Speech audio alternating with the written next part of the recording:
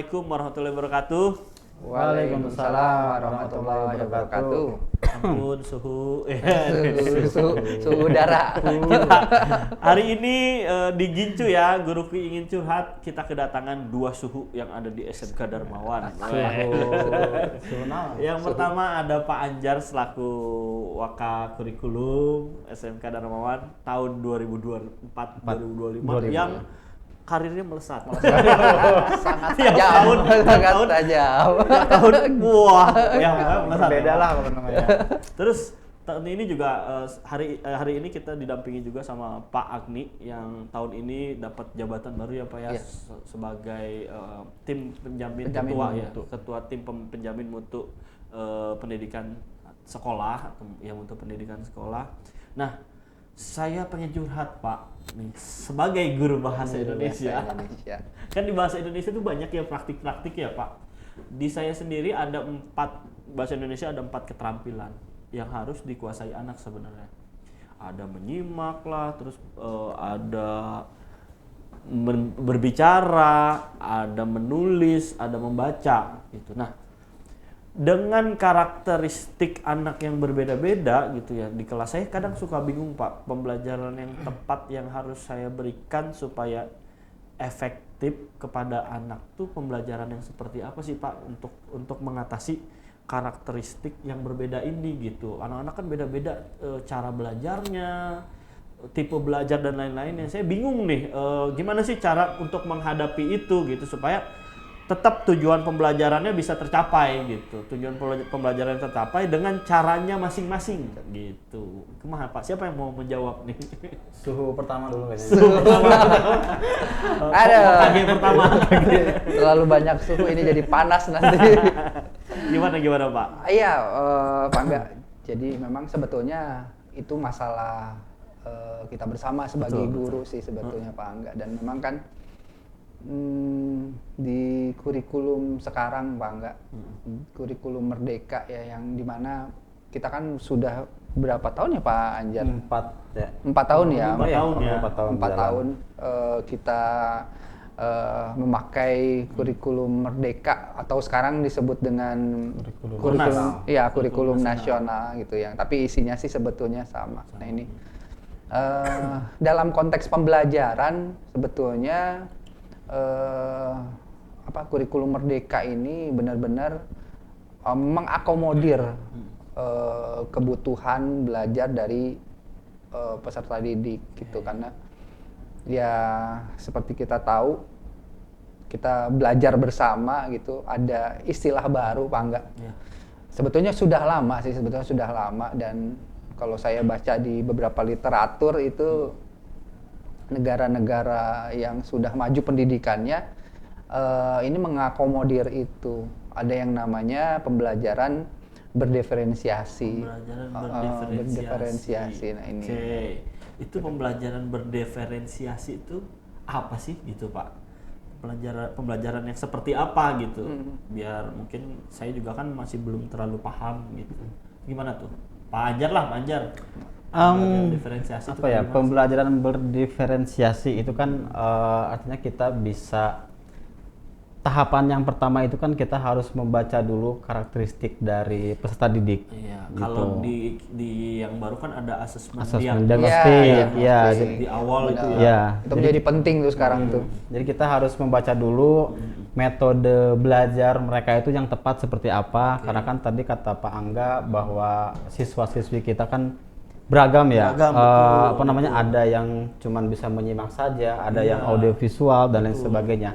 Nah, berarti kan untuk asesmen diagnostik ini memang sangat kunci utama nih ya, karena kita bisa tahu karakteristik siswa itu dari asesmen diagnostik. Nah, setelah itu kita baru bisa merencanakan pembelajaran yang tepat kepada siswa itu seperti apa. Jadi memang tahapannya ini agak lumayan ya Pak Agni ya. Iya, betul. Dan ini bagi sebagian orang, mungkin sebagian besar guru, pembelajaran ini bisa dibilang agak sedikit asing ya, tapi harus dijalankan nih untuk Bapak Ibu guru agar tadi pembelajarannya lebih efektif, kemudian nyampe ke siswanya pun juga bisa lebih tepat Bisa seperti lebih itu. tepat dengan ya asesmen diagnostik awal tadi ya Iya, kunciannya betul. ya. Jadi apa aja sih Pak yang harus kita ini supaya lebih jelas apa aja yang harus kita ketahui di awal selain tadi gaya belajar anak. belajar. Apalagi tuh Pak kira-kira Pak Iya. biasanya?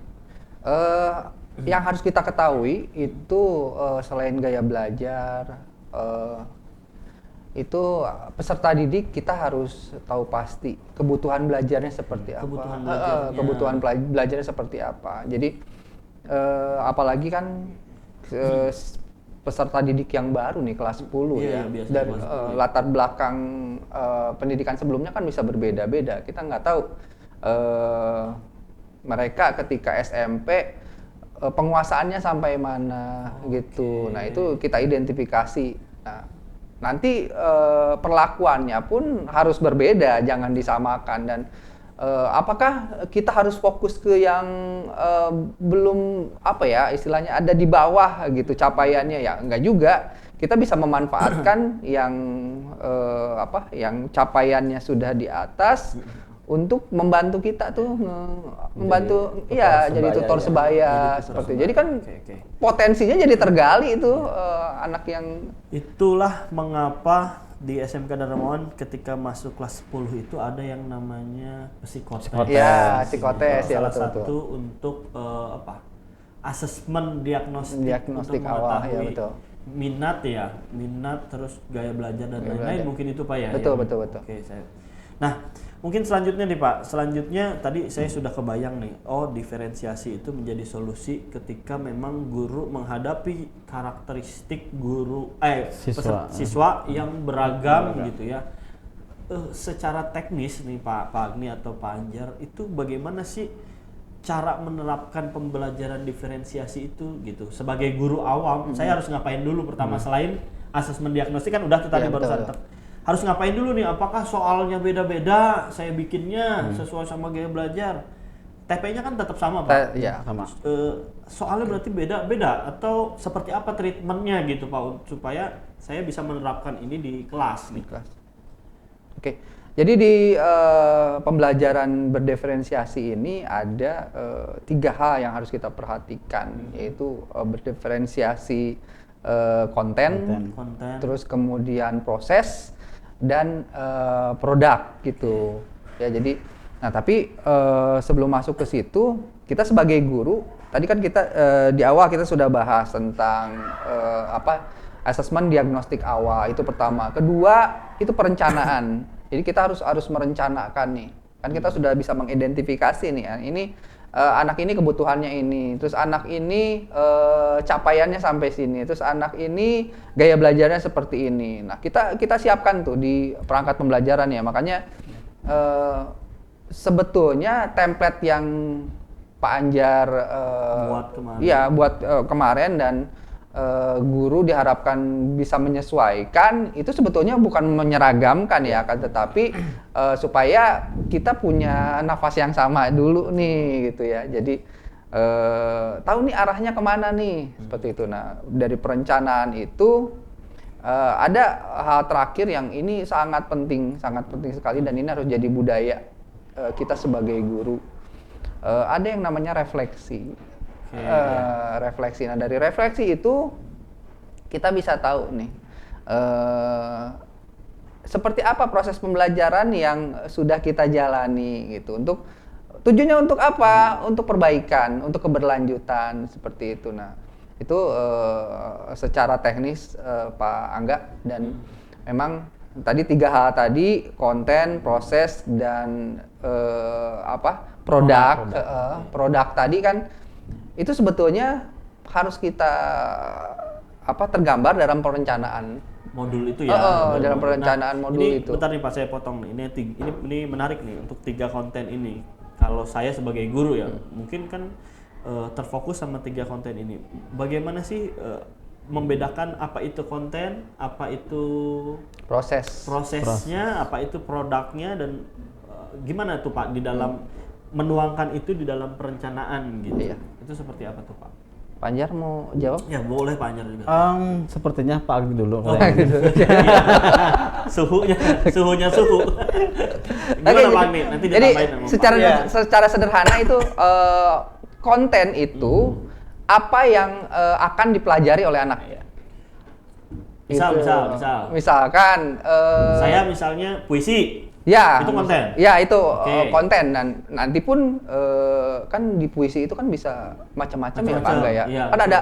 ada tingkatan Iya. tingkatannya. Nah itu Pak Angga bisa mengidentifikasi itu dari situ tuh. Oke. Gitu. Jadi nanti anak, oh ini dia tingkatannya di sini nih. Jangan dipaksa untuk di tingkatan yang lebih tinggi misalkan seperti itu, atau itu bisa kita identifikasi. Terus kemudian kalau proses, cara yang dia lakukan. Cara ini. Eh, eh, Contohnya gimana tuh Pak? Supaya bisa apa ya, mempelajari materi ini dengan maksimal. Seperti itu. Jadi bagaimana caranya si anak ini bisa belajar materi tersebut dengan maksimal gitu. Nah ini memang perlu ada intervensi guru. Misalkan gini Pak Angga, ada satu anak yang dia capaiannya sudah di atas teman-temannya. Betul. Gitu. Tadi kita gunakan atau kita manfaatkan anak ini untuk jadi tutor sebaya. Tutor sebaya. Nah, Pak Angga bisa melakukan pendekatan untuk anak-anak yang lain.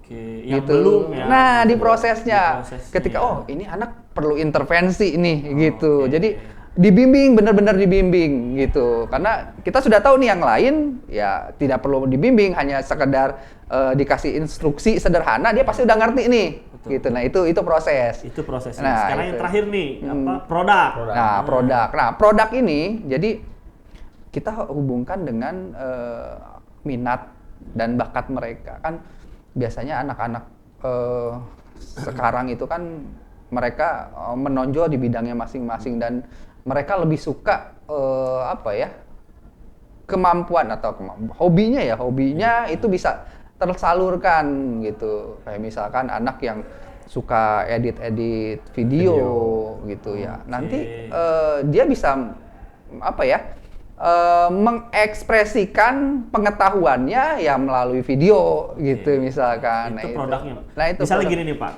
kita contohnya puisi ya.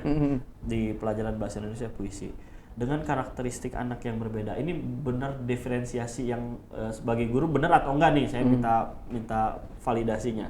Misal, jadi ada anak yang pintar menulis puisinya. Nah, dia menulis gitu. Ada anak yang pintar untuk editing videonya, dan ada anak yang memang dia tidak bisa menulis puisi ataupun mengedit video, tapi dia bisa mendeklamasikan puisi atau membacakan puisinya.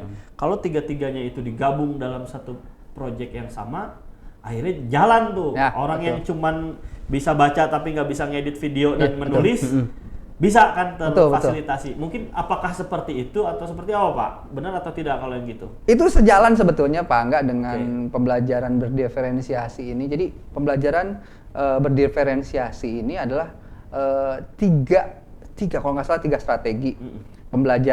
Pembelajaran individu, pembelajaran berkelompok, dan pembelajaran satu kelas tuh. Satu kelas. Jadi berdiferensiasi ini adalah kombinasi dari ketiganya. Nah, memang di pembelajaran abad 21 sudah tidak ada yang namanya kompetisi. Iya. Nah, muncul yang Ada namanya ranking-ranking, nah ada, betul udah ada yang namanya kolaborasi. Nah, ini penting. Iya. Itu termasuk bisa diproses dan di produk itu sebetulnya Pak Angga. Itu sudah tepat itu arahnya ke sana seperti itu. Jadi nggak harus semuanya bisa edit video, Iya, nggak gitu. harus semuanya bisa baca, tapi ya kamu bisanya Sesuai. nulis, kan itu saling melengkapi ya Pak saling ya? melengkapi. Gitu. Jadi satu produk yang utuh gitu dari masing-masing. Oke. Sesuai dengan Sesuai dengan ini. Sekarang Pak Anjar nih, Oh, mau nanya nih. Sekarang peran teknologi. Nah, peran teknologi terhadap pembelajaran diferensiasi. Seberpengaruh apa sih teknologi itu untuk pembelajaran yang berdiferensiasi itu Pak? Kalau peran teknologi ya, karena zaman sekarang itu apapun juga bisa dikaitkan dengan Betul. teknologi, kemudian perkembangannya juga sangat pesat sekali, maka teknologi bisa menjadi salah satu media untuk guru terutama ya dalam melaksanakan pembelajaran diferensiasi ini. Bisa tadi menggunakan asesmen diagnostiknya kan sekarang banyak Iya, ya betul. media untuk mengetahui gaya belajar anak-anak menggunakan teknologi. Itu bisa sebagai peran penting teknologi dalam pembelajaran diferensiasi. Kemudian tadi dalam hal konten juga sama betul. sangat teknologi sangat berperan penting dalam hal konten tersebut maupun prosesnya. Tadi proses itu dijelaskan bagaimana siswa bisa mempelajari satu tujuan pembelajaran dengan teknologi, dan itu bisa berbagai macam teknologi digunakan oleh siswa. Jadi tidak satu teknologi, misalkan media edit video kan tidak hanya satu saja. Jadi setiap siswa pun juga diberikan kebebasan untuk bisa menggunakan media apapun itu. Seperti itu, Pak. Jadi sangat berperan banget dengan adanya teknologi ya. Tadi memudahkan untuk seorang guru ya, kita sebagai guru untuk menerapkan pembelajaran yang inovatif, apalagi yang berdiferensiasi yang sedang kita bahas kali ini. Oke, selanjutnya nih Pak, bagaimana sih Pak cara untuk menilai atau mengevaluasi atau merefleksi efektif atau tidak sih pembelajaran yang sudah kita lakukan, pembelajaran berdiferensiasi yang sudah kita lakukan tuh efektif atau tidaknya, indikatornya dari apa Pak? Gitu, bisa terlihat gitu tuh dari apa selain hanya nilai-nilai ya? Yang bisa dilihat secara langsung tuh seperti apa sih Pak? Gitu. Iya. Nah itu kembali lagi ke refleksi tadi Pak Angga. Jadi refleksi ini kita bisa mengukur secara menyeluruh. Jadi bukan hanya apa sih yang sudah didapatkan oleh anak. Jadi mereka secara jujur Pak Angga, bahwa oh saya tadi akhirnya mengetahui tentang ini yang tadi saya belum tahu. Terus kemudian oh pada pembelajaran ini saya belum tahu tuh, belum paham tuh tentang ini. Itu kan secara jujur tuh. Akhirnya nanti si guru juga bisa mengubah nih strategi pembelajaran. Oh, ternyata misalkan di materi ini ada yang terlewat misalkan. Nah, itu anak secara jujur dan bukan hanya terkait dengan konten saja kalau refleksi ini, tapi bisa juga dengan kondisi psikologisnya. Apakah guru yang mengampu pembelajaran itu mendukung kondisi belajar itu. Jadi supaya bisa tahu lebih menyeluruh sih itu refleksi. Makanya ini budaya ini memang perlu jadi jadi catatan penting gitu supaya guru juga bisa mengevaluasi pembelajaran secara menyeluruh dan berkelanjutan seperti itu. Jadi salah satu keuntungan dalam menerapkan pembelajaran diferensiasi kan kita bisa lebih dekat lagi dengan siswa ya. Iya, betul, itu penting, itu penting. Karena kita jadi tahu ya, kita bisa memfasilitasi mereka secara individu kan, tahunya. Jadi kita tuh ngajar bukan cuma ke kelas, memberikan materi, ceramah, udah meninggalkan kelas gitu aja. Tapi kan dengan ini kita bisa tahu siswa ini apakah sudah mencapai tujuan pembelajarannya atau belum, satu persatu nih. Jadi terjalin hubungan antara guru dengan siswa itu secara lebih mendalam bukan cuma sebatas guru sama siswa udah. Apalagi cuma nulis kerjaan. Baliknya nulis yang ada di buku. Udah ada di buku tidak ditulis deh gitu. Udah enggak nyaman ya. Oke, yang terakhir mungkin harapan dari Pak Agni ataupun Pak Anjar, harapan untuk masa depan pembelajaran diferensiasi yang ada di SMK Darmawan dulu deh. Untuk Pak Anjar dan Pak Agni, apa sih yang Bapak harapkan pembelajaran diferensiasi ini seperti apa yang nanti akan ada di SMK Darmawan gitu. Kedepannya kayak gimana sih? Kalau saya sih berharap bahwa semua guru itu bisa menerapkan ya. Dan tahu dulu tujuan pembelajaran diferensiasi ini apa gitu kan. Kalau kita sudah tahu tujuannya, pasti Bapak Ibu guru juga akan ini ternyata metode yang tepat untuk siswa kita seperti itu. Jadi harapannya sih memang semua guru bisa menerapkan, kemudian siswa-siswi pun juga tidak hanya datang mendengarkan terus pulang kadang dilupakan gitu ya, tapi ada tapi ada proses pembelajarannya yang memang ada bekasnya. Kalau misalkan kita memberikan pembelajaran kepada siswa secara individu gitu ya tadi, membedakan prosesnya seperti apa dan kontennya, jadi pasti ada yang membekas nih di hati siswanya gitu, di ingatan siswanya. Harapannya sih semua guru bisa menerapkan pembelajaran diferensiasi ini. Siap. Seperti itu sih. Kalau Pak Agni sendiri, Ya, kalau Pak Anjar karena kurikulum pasti menekankan kepada pembelajaran. pembelajaran benar. Kalau saya sih sebagai tim mutu, Pak, ini kan kaitannya dengan pelayanan. Betul. Pelayanan yang maksimal gitu. Jadi diharapkan dengan pembelajaran yang berdiferensiasi ini bisa memaksimalkan pelayanan yang kita berikan kepada peserta didik, karena kan kita swasta ya. Ya tidak bisa dipungkiri bahwa pasti orang tua peserta didik concern dengan hal itu. Dengan adanya pembelajaran berdiferensiasi ini, saya berharap akan tercipta pembelajaran yang berpusat pada peserta didik dan juga menyenangkan. Kalau saya lihat sih sudah tergambar, Pak Angga. Sudah tergambar. Kenapa? Saya lihat di beberapa event itu anak-anak kita suruh pulang susah. Iya. Mereka lebih nyaman di sekolah. Itu sebetulnya sudah menunjukkan, Pak. Itu sudah menunjukkan bahwa sekolah ini menyenangkan gitu. Kalau Itu kita yang ngusir-ngusirin udah sore deh. nah udah itu gitu. iya, karena kita punya keluarga gitu. Kalau saya kayak Pak Dio sih mungkin Aman. nginep ya saya di sini gitu. ya. Seperti itu sih Pak, harapan saya sih kita bisa meningkatkan. Melayani lah ya. Dan Benar. ada satu lagi juga potensi-potensi peserta didik Pak Angga yang bisa tergali, kan mau tidak mau guru jadi tahu. Oh ternyata anak ini teh jago, misalkan bikin edit video, jago nyanyi, jago gambar, kan mau nggak mau jadi tahu. Nah itu kan jadi gampang ya. Pak Angga tuh biasanya yang itu mencari bakat. Kan enak ya kalau ada rekomendasi ini Pak Angga ini nih, ya udah tinggal. Nah itu gitu. enak kan, jadi nggak usah dari awal lagi gitu. Itu sih Pak Angga. Siap. Oke, mungkin ya itu pesan buat guru-guru. Jadi saya juga jadi paham bagaimana pembelajaran diferensiasi. Tinggal bagaimana kita mau menerapkan ya Pak ya. Kita mau belajar ya kan, bukan berarti guru itu juga berhenti belajar, hanya mengajari ya. Tapi kita juga tetap harus belajar gitu. Ini kan kurikulum baru, adaptasi baru. Menurut saya lebih menantang, lebih menyenangkan. Mari jangan kita hindari, tapi kita pelajari. Kita pelajari. Nah, jangan hindari tapi pelajari. Gitu ya. Itu quotes of the day ya. Ya, tolong diedit ya. Ada tiap hari kan ya. Jangan hindari tapi pelajari. Pak Anjar.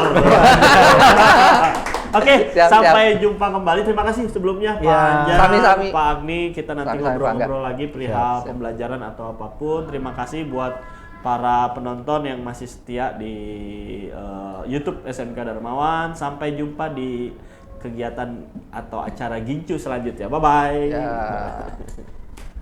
Oke. 1,